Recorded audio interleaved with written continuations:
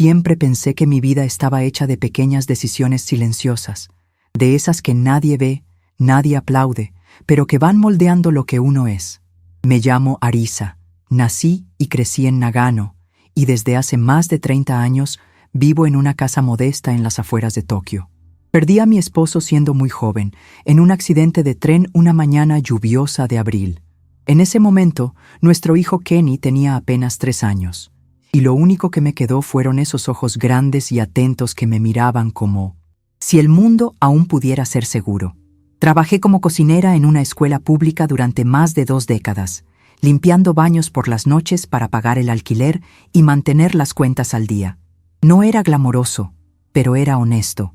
Kenny creció viendo el cansancio en mi rostro, pero también veía mi esperanza, y eso nos unía como si estuviéramos hechos de la misma fibra. Cuando Kenny se graduó de la universidad, a los 24 años, fue como si yo también me hubiera graduado con él. En la ceremonia, me tomó de la mano y me dijo, con la voz entrecortada, que todo eso era mérito mío. Fue uno de esos momentos que uno graba en el cuerpo. Nunca me había sentido tan reconocida. La vida parecía por fin sonreírme. Kenny empezó a trabajar en una multinacional, y poco tiempo después me presentó a Lee, su novia. Una chica llena de energía, fan de las boy bands coreanas, siempre con el cabello teñido de rosa o verde, maquillaje brillante hasta en las cejas. Parecía salida de un manga moderno. Confieso que no era el tipo de persona que imaginaba para mi hijo, pero ella me llamó mamá desde el primer día, y eso me desarmó. Me esforcé por ser una buena suegra. Le enseñé a hacer arroz al vapor, misoshiru, a doblar ropa, hasta cómo mantener una casa en orden. Era mi forma de decir, eres bienvenida. Al principio, la convivencia con Lee era ligera, casi divertida. Caminaba por la casa con calcetines peludos de animalitos y hablaba con los gatos de la vecina como si fueran personas. Yo me reía, aunque no entendía la mitad de las expresiones modernas que usaba. Pero poco a poco, las pequeñas cosas comenzaron a molestarme. La basura que olvidaba sacar, los platos sucios apilados como si fueran a desaparecer por arte de magia, la ropa tirada en el baño como si no hubiera nadie más viviendo allí. Al principio lo pasé por alto. Pensé que era falta de costumbre, pero con el tiempo entendí que no era descuido, era desinterés. Me veía limpiando detrás de ella, como hacía con Kenny cuando era niño, pero ya no era mi papel. ¿Y cómo decir eso sin parecer ingrata o amargada? Aún con esas molestias, seguí intentándolo. Queremos creer que todo se acomoda con el tiempo, que es solo una fase. Trataba de acercarme con gestos pequeños. Dejaba notas con recetas, preparaba bocadillos cuando ella pasaba el día en casa, compraba cosas que sabía que le gustaban, como ese jugo de lichi que siempre pedía. Pero Lee comenzó a alejarse. Empezó a dormir hasta tarde, salir sin avisar, y lo único que realmente parecía entusiasmarla eran los conciertos de sus ídolos. Un día vi que gastó más de 100,000 yenes en entradas y productos de un grupo cuyo nombre ni siquiera pude pronunciar. Cuando comenté, sonriendo, que era mucho dinero, respondió con un todo bajo control y se fue cantando. En ese momento entendí que vivíamos en dimensiones distintas. Con el tiempo, su presencia en casa empezó a sentirse como una ausencia. Lee estaba físicamente allí, pero era como si habitara un mundo donde nadie más importaba. Cuando Kenny fue trasladado a Estados Unidos por trabajo durante 3 meses, me llamó aparte, con una mirada seria, y me dijo, «Mamá, voy a dejar una cantidad fija en tu cuenta cada mes. Es para ayudarte y para que Lee pueda contratar a alguien si lo necesitas. Vas a estar bien cuidada, ¿de acuerdo?»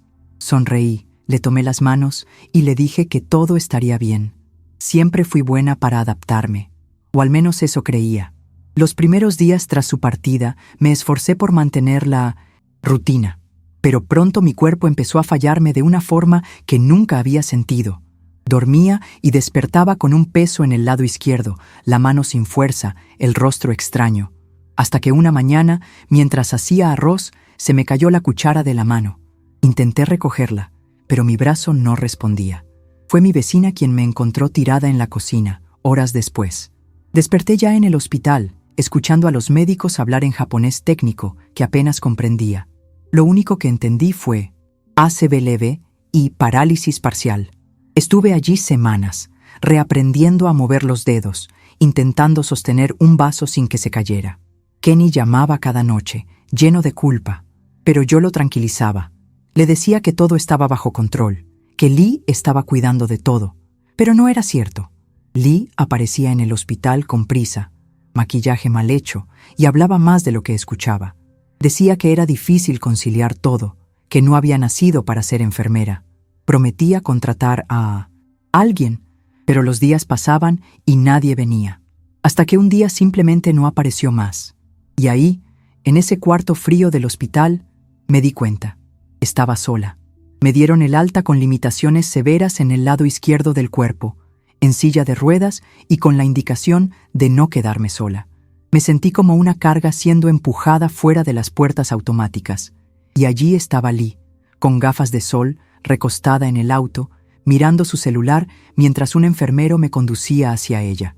En el Linux Post, camino de regreso, hablaba por altavoz con una amiga sobre la agenda de un grupo pop que haría conciertos en Osaka, Fukuoka y Sapporo.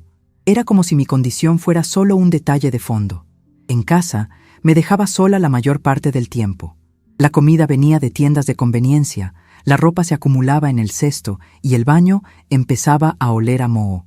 Cuando pregunté, con cuidado, si ya había contratado a alguien para ayudarme, respondió con leve irritación.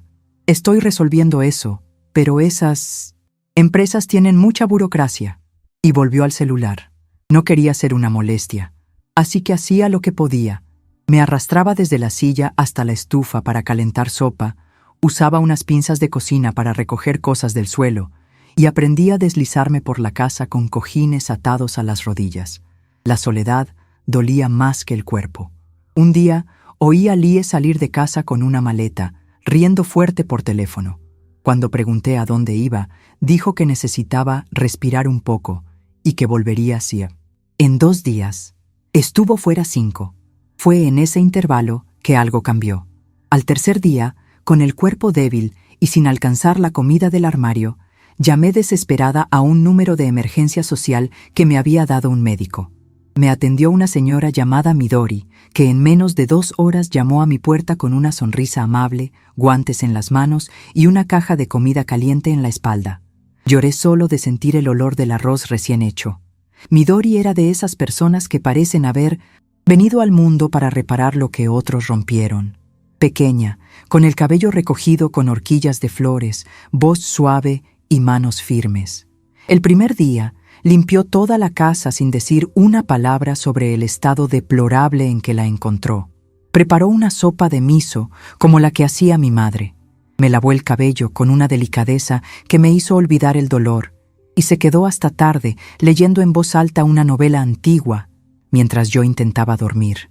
Al día siguiente, volvió con un uniforme, sencillo, y un cuadernito donde anotaba cada pequeño progreso mío, como si fuera lo más importante del mundo. Fue la primera vez, desde el derrame, que sentí que aún era alguien, que no había desaparecido en el olvido de los demás, y curiosamente, sabía que podía confiar en ella. Una tarde, mientras Midori cambiaba las flores del altar de mi esposo, me contó que tenía una hija de mi edad, una ingeniera que trabajaba en una gran empresa de tecnología. Hablamos de madres e hijos, y poco a poco empezó a traer fotos de su hija, a contar historias del pasado, y entre una toalla doblada y un té de cebada, nuestra amistad se fortaleció. No era solo gratitud, era conexión. Y fue esa conexión la que me mantuvo entera cuando, 2 semanas después, Kenny me llamó desde el aeropuerto diciendo que regresaba a Japón antes de lo previsto. Su voz sonaba extraña, urgente. «Mamá, tenemos que hablar», dijo. No pregunté, solo pedí que viniera directo a casa e intenté preparar mi corazón para lo que fuera que viniera. Lo que no imaginaba era que la bomba sería mucho mayor de lo que pensaba. Kenny llegó de sorpresa, a media mañana, con el rostro demacrado y una mirada que no veía desde el funeral de su padre. Entró en la casa despacio, dejó la maleta en el pasillo y me abrazó con fuerza, como si intentara sostener todos los pedazos que aún quedaban de nosotros. Nos quedamos así un rato, él temblando, yo en silencio. Cuando se apartó, Me pidió con delicadeza ver mis extractos bancarios. Me pareció extraño, pero confié. Abrí el cajón donde guardaba mi cuadernito y le entregué los papeles. Se quedó en silencio unos minutos, hojeando las páginas, y luego preguntó, casi sin mirarme: «Mamá, ¿es esto correcto? ¿Es solo esta cantidad la que recibes cada mes de la cuenta que te transfiero?» Asentí con la cabeza. Eso era lo que figuraba allí. Cerró los ojos, respiró hondo y murmuró: «Yo mandaba el triple de eso». Lo que siguió fue una sucesión de verdades lanzadas como platos, rompiéndose contra el suelo. Kenny había descubierto que Lee desviaba los montos de las transferencias mensuales, que vendía mis utensilios y pertenencias antiguas en sitios de subastas, y que, además, usaba los fondos que él enviaba para ayudarme en la compra de entradas VIP, pasajes y hoteles de lujo para ver a sus ídolos. Ni siquiera estaba en el país en ese momento. Se había ido a Hokkaido para un concierto con Meet and Greet. Kenny me mostró capturas, comprobantes, audios filtrados de conversaciones en grupos. Yo temblaba por dentro, pero por fuera solo podía mirar por la ventana. Todo tenía sentido. Las ausencias, la falta de comida, el desprecio, las miradas vacías. No era descuido, era abandono. Y, por más doloroso que fuera, una parte de mí sintió alivio por no estar loca, por tener por fin a alguien que viera lo que yo había vivido. Kenny se quedó en silencio un rato. Creo que no solo estaba digiriendo las mentiras de su esposa, sino también el peso de su propia ausencia. Se culpaba, lo vi en sus ojos. Dijo que confió demasiado, que no quiso creer cuando aparecieron las primeras señales.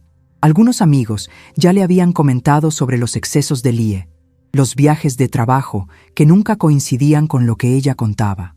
Y yo, como siempre, intentando proteger a todos, fingía que no dolía. Pero ahí, en esa sala desordenada, entre papeles regados y la luz tenue del atardecer entrando por la cortina, mi hijo me pidió perdón con una sinceridad que me partió el corazón. No por sus palabras, sino porque aún creía que la culpa era suya. Y yo solo quería que entendiera que la culpa no vivía allí. Vivía en alguien que eligió darle la espalda a quien más le tendió la mano. Esa noche, Kenny hizo algo que jamás imaginé ver. Recogió todas las cosas de Lee, las metió en maletas, tomó el celular y mandó un solo mensaje: «Cuando vuelvas, tus cosas estarán en el depósito. Lo demás lo verá mi abogado». Y así fue, sin gritos, sin drama, solo un silencio lleno de decepción.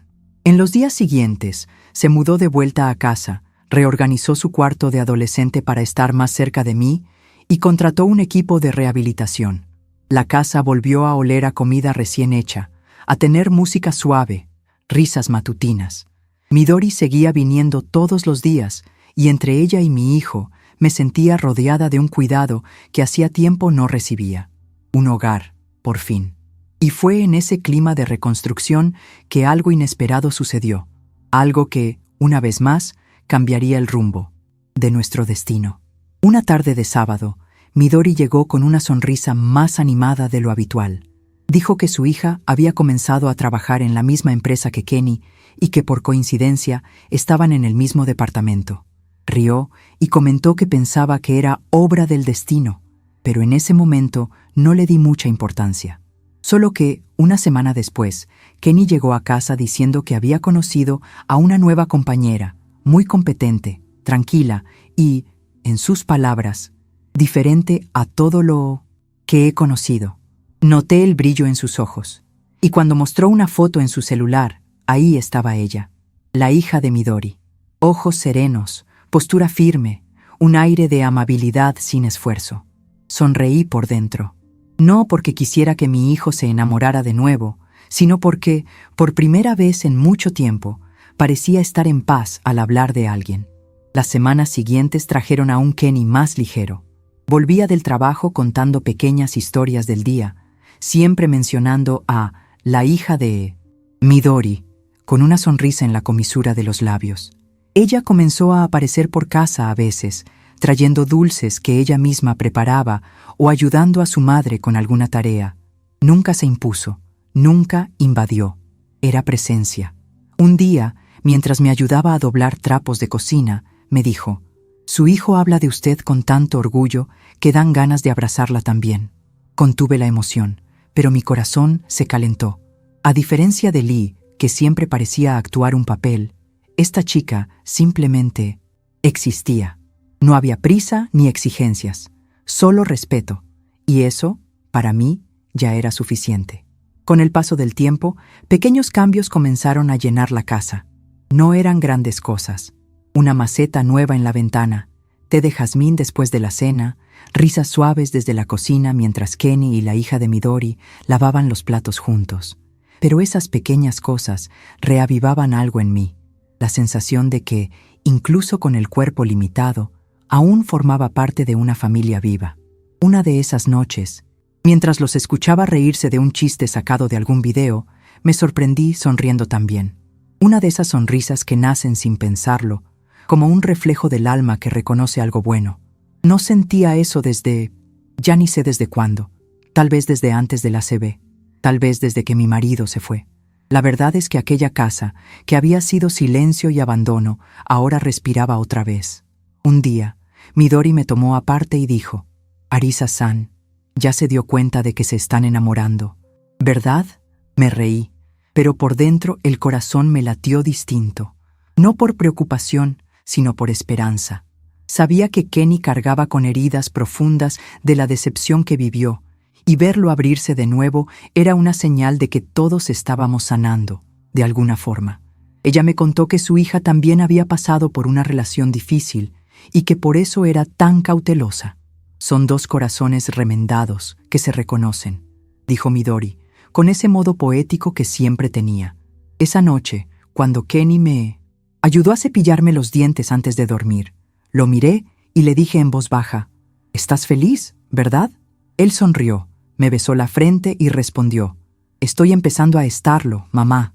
Con la convivencia, noté que esa chica tenía una fuerza serena que me recordaba a mí misma cuando era joven. No trataba de agradar a nadie, simplemente hacía lo que había que hacer con delicadeza y convicción. Un día, durante la cena, comentó sobre una charla que Kenny había dado en la empresa sobre resiliencia y ética profesional y cómo eso había emocionado a varios colegas. Escuché eso con los ojos llenos de lágrimas.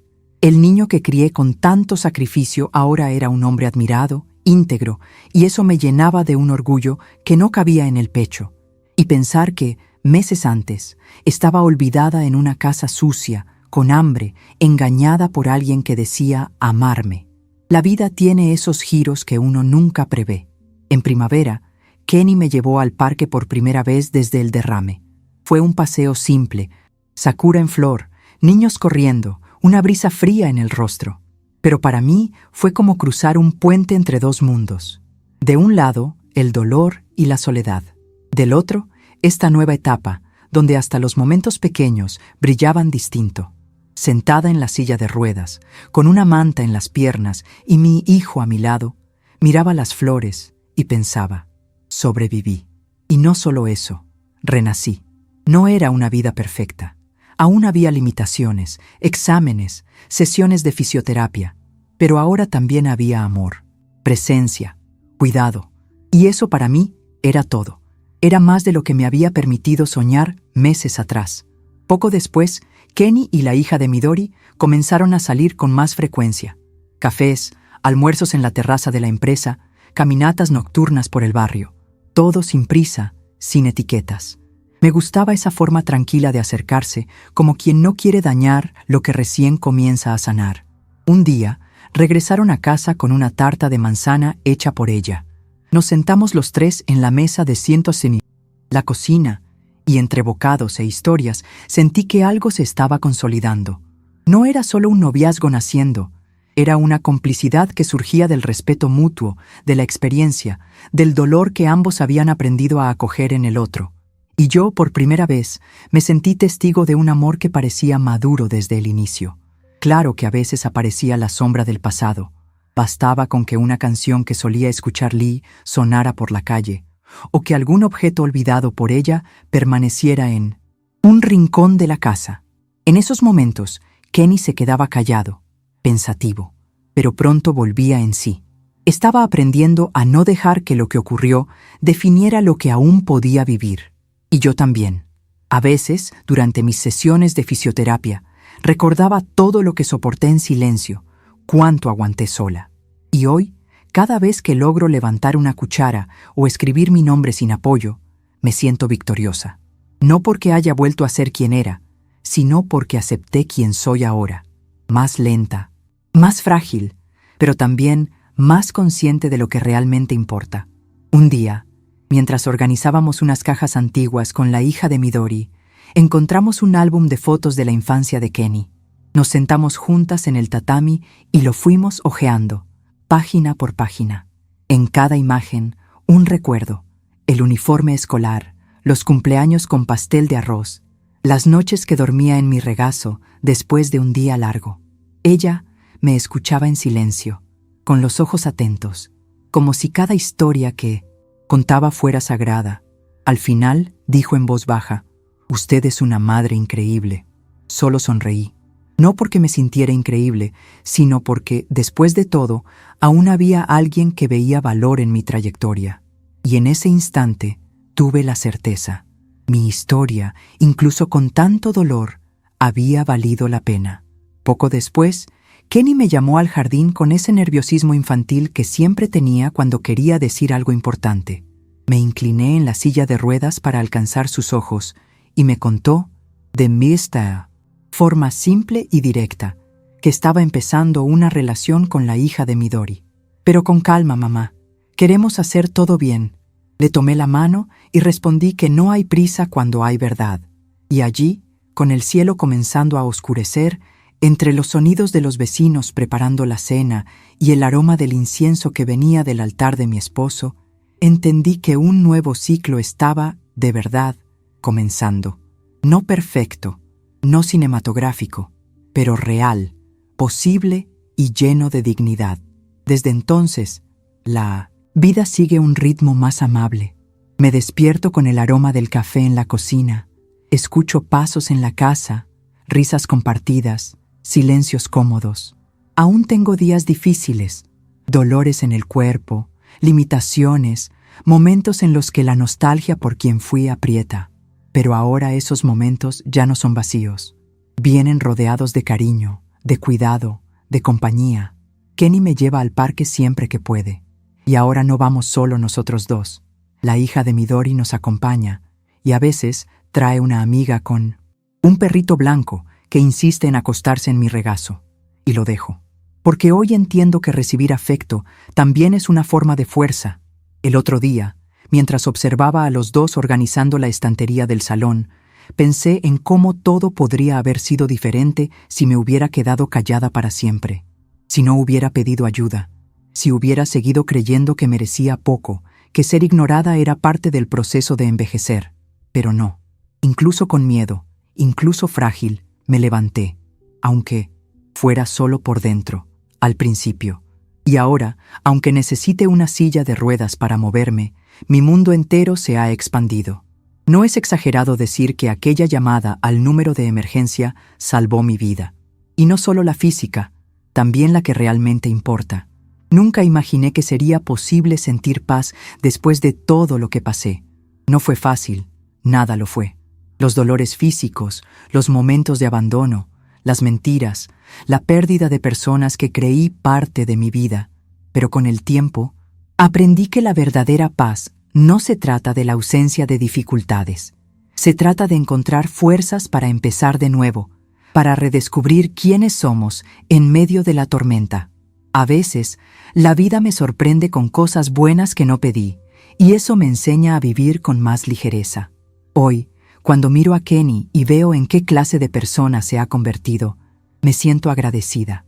Agradecida por cada paso que dimos juntos, por cada error y acierto, por cada segundo vivido, incluso los más dolorosos. Ahora, el futuro me parece más claro, y aunque el mañana aún traiga desafíos, sé que tengo lo que necesito, a mí misma, mi historia y el coraje de continuar. No necesito más. Miro a Kenny y veo el hombre en que se ha convertido, y eso me basta. Sé que seguirá adelante, conmigo o sin mí, pero por ahora tenemos este tiempo juntos, y yo, con todos mis límites y limitaciones, me permito ver la vida suceder de una forma que nunca imaginé. La felicidad no está en lo que logramos tener, sino en lo que logramos aprender y, sobre todo, en lo que logramos dar. Y eso, a su lado, al lado de quienes me aman, me hace sentir que la vida, sí, tiene un nuevo comienzo.